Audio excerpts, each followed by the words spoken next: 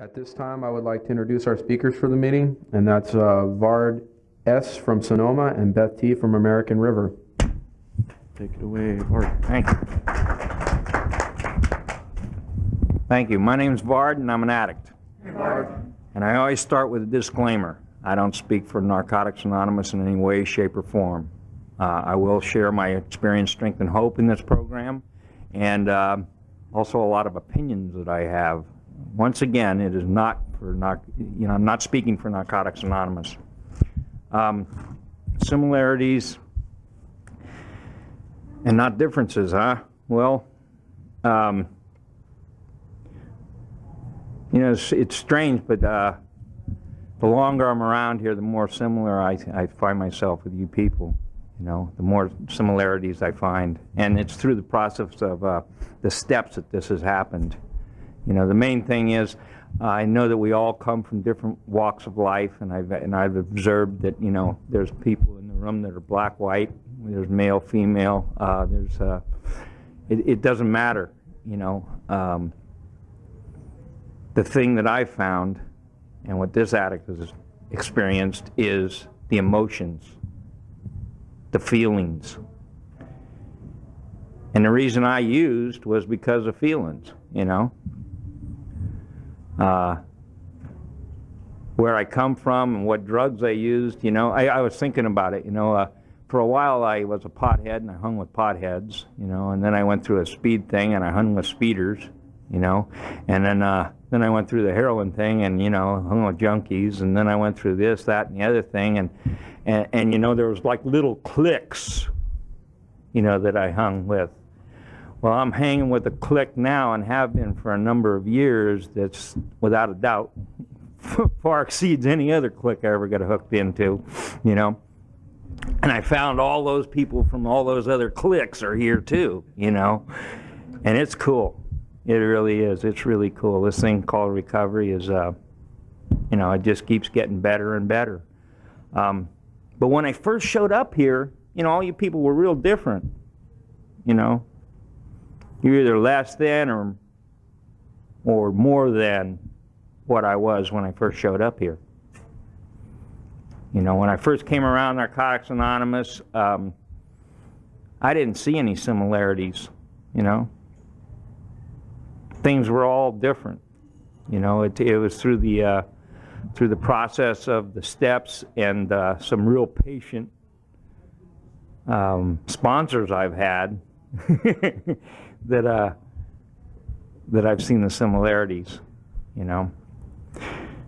The way I got to Narcotics Anonymous was because of feelings, I accepted my lot in life as being an addict long before I ever even heard of Narcotics Anonymous. I figured that that's just the way it was, The cards were dealt, and I had the addict card, and that's the way things were, and I was okay with that for years and years and years and years, and I actually functioned in society. I was a working type addict that actually functioned in society, but the feelings were the same. And finally what happened for this addict is one Monday morning, I woke up and I knew I couldn't go on,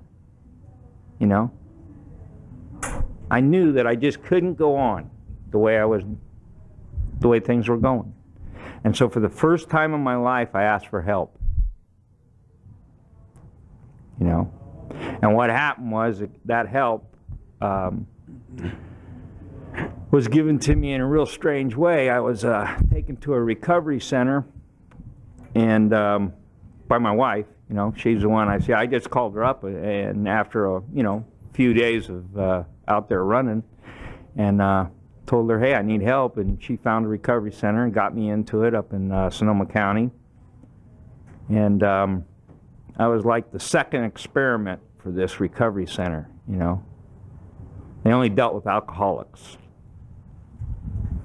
and I was like an addict, and it was strange, And the worst part about it was, I remember waking up the second day in that, or the next day in that recovery center, and I really felt like I sold myself out. You know, it was those feelings again, you know, because here I was sitting in an institution, and this time I had put myself in it, you know, and it felt real uncomfortable, real uncomfortable.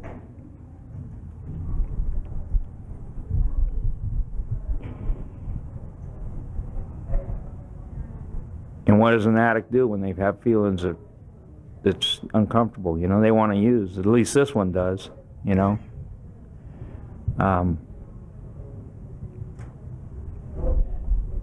But today, and today only, I know by the grace of God that I didn't use.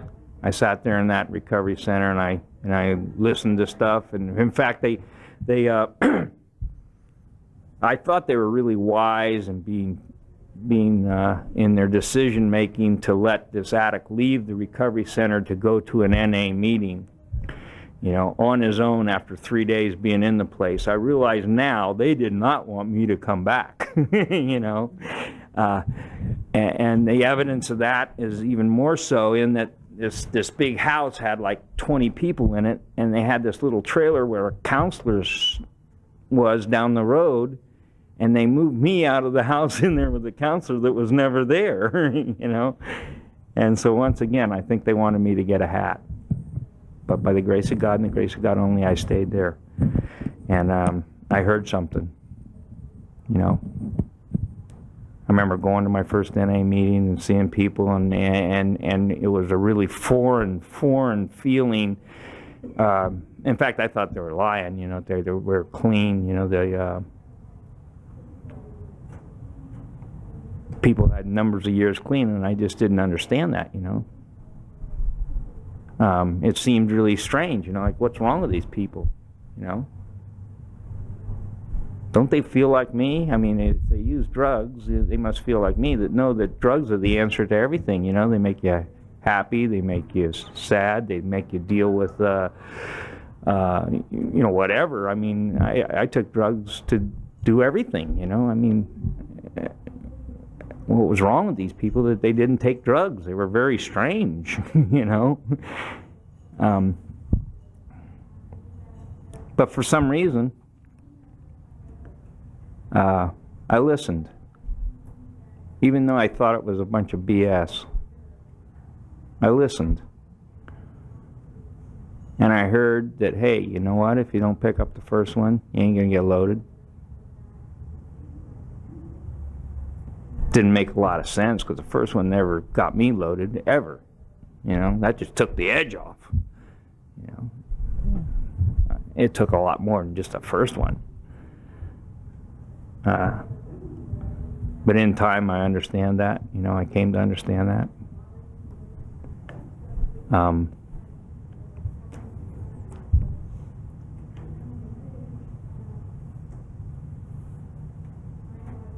It's hard thinking back, you know, and just as foreign as the thought of not using drugs when I came to this program, my mind today is just as foreign the other way. I go, why did I ever use drugs? You know, you know, after being around here for a while and listening to you people and becoming teachable and you know, becoming open-minded. I don't understand, you know. This life is so cool without it. I just don't understand, you know, why I took that stuff. You know, smoking marijuana going, wow, man. You know, or jacking yourself up on speed until you have to, you know, peek through the curtains and you can hear a door slam 2 blocks away and you know they're coming after you. Fun. You know, a lot of fun. That was a lot of fun, those drug days, you know. And I used to judge my opiates about how, you know, how far they made me hurl, you know. Good way, good stuff, you know. I get sick as a dog on that one, but good stuff, yeah. You know, that stuff, no wonder they call it dope, you know. That stuff is really foreign to me today, and it's because of you people, you know. It's because of Fellowship of Narcotics Anonymous. It's because of the 12 steps that are tools for me to become spiritual and teachable.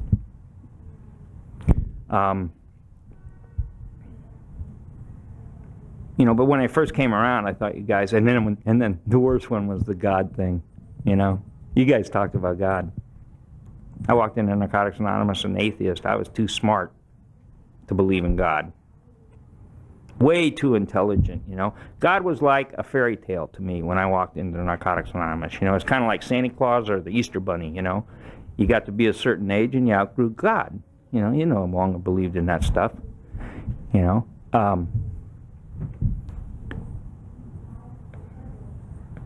But I thank him on a daily basis for letting you people show me the way.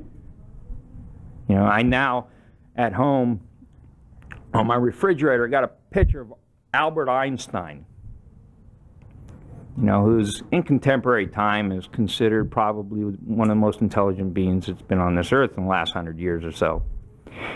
And the caption says, "I only want to know God's thoughts. The rest are details." And here's the smartest man that this planet's seen in the last 100 years, and he has no problem at all acknowledging God. Yet this pea-brain, when he came into Narcotics Anonymous, knew there wasn't one,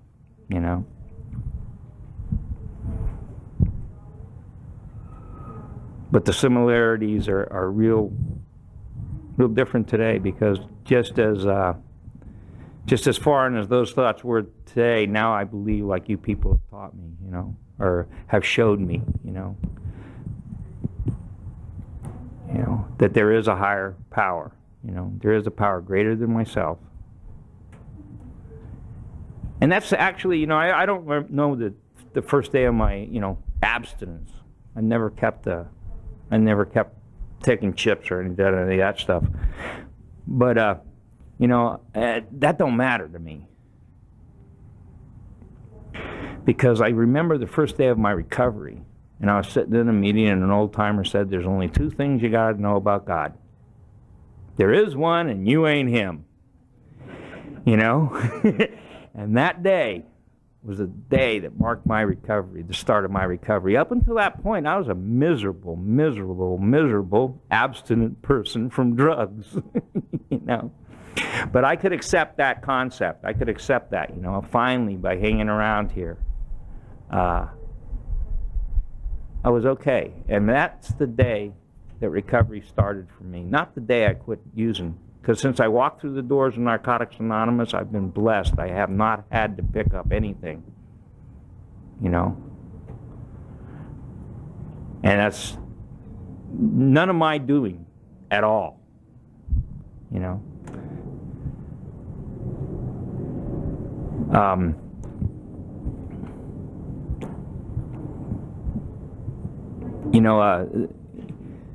There's been a lot of stuff that I've gotten here in Narcotics Anonymous that I masked my emotions with drugs for years and years and years and years, and I talked to these other addicts and they did the same thing. They masked their emotions with drugs. And what happened was I was incapable of feeling a lot of things. Since I came to Narcotics Anonymous, and I'm talking about since day one, since the gate, because I started using before a lot of other emotions, even before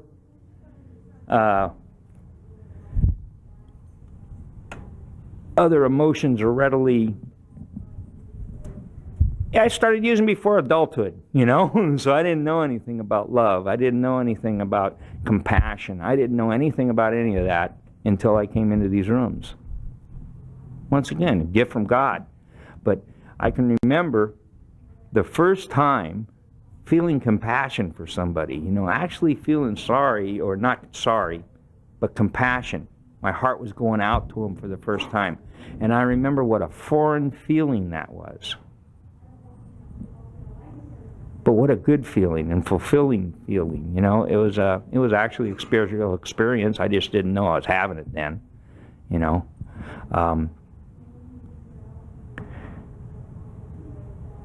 From being around here for a while, I've had to experience a lot of other stuff. I've had to walk through grief. I've had 5 real close people to me die in recovery, closest one being my mother.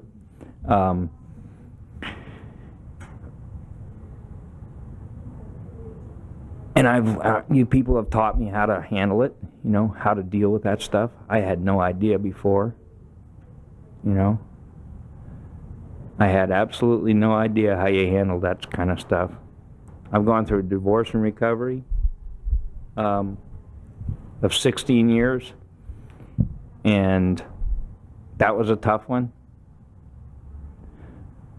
But that loving God that I had, that I have, revealed himself to me at that time, and I walked right through that one. And the greatest part about that was I learned about unconditional love. You know, not putting conditions on how you feel about other people, you know, and what those other people can do for you and this, that, and the other thing, but just generally being concerned for the well-being of another human being. What a gift. What a gift.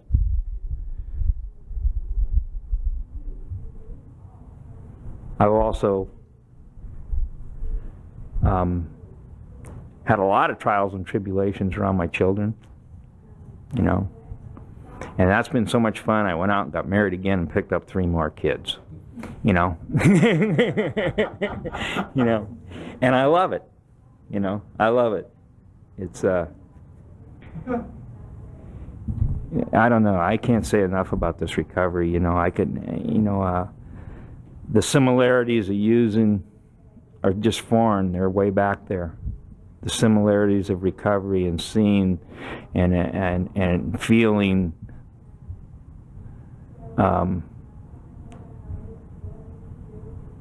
the warmth, the affection that I found in these rooms, the genuine compassion that I found in these rooms is just, it's just so cool.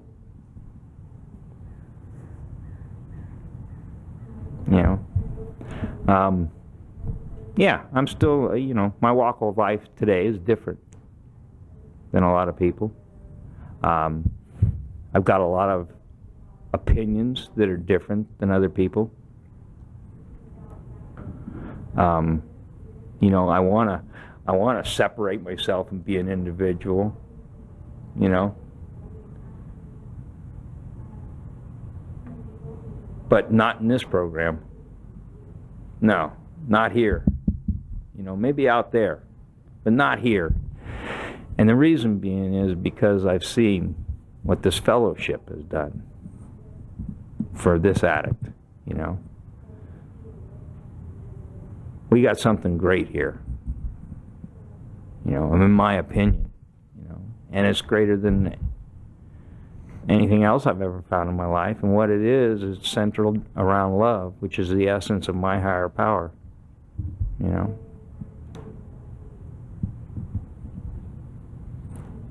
And it is. I don't know,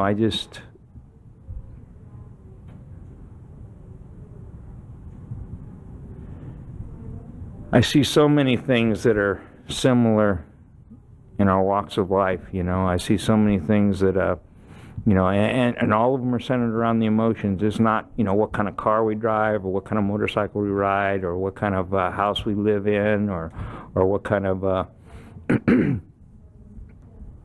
whatever, you know. What it is, it's all centered around the emotions and the feelings and the caring, you know, and the sharing, you know.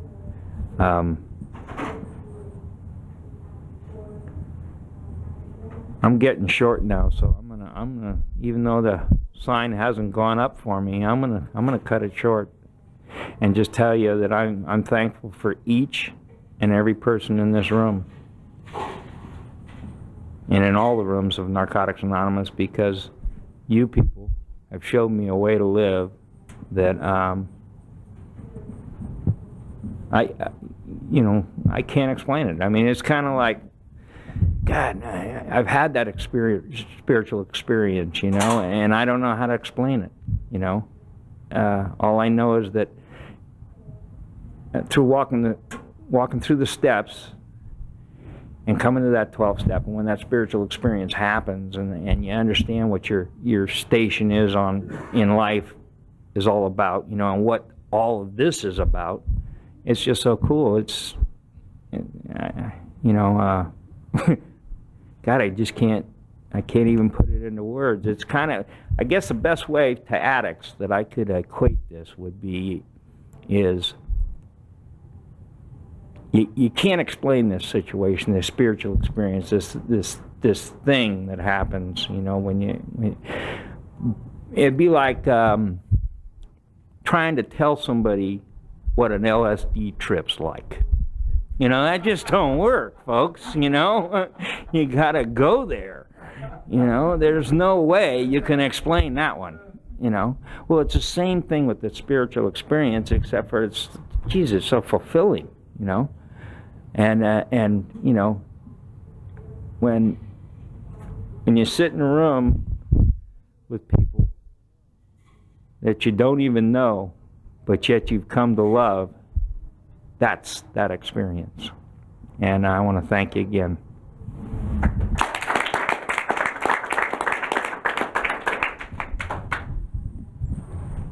Oh.